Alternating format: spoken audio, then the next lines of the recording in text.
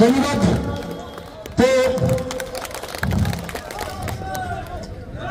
ধন্যবাদ সবাইকে, আমাদের ধন্যবাদ, অসংখ্য অসংখ্য ধন্যবাদ। আমাদের এখানে আমাদের জনসুপ্রিম হযরত মাওলানা বদরুদ্দীন আকবর আল কাসেমী, আমাদের গরিবের নেতা, লাঞ্ছিত বাঞ্ছিত মানুষের নেতা, অবহেলিত অবহেলিত মানুষের নেতা আমাদের সামনে উপস্থিত। ওনাকে আমার বিধায়ক বরণ করে নিয়েছেন।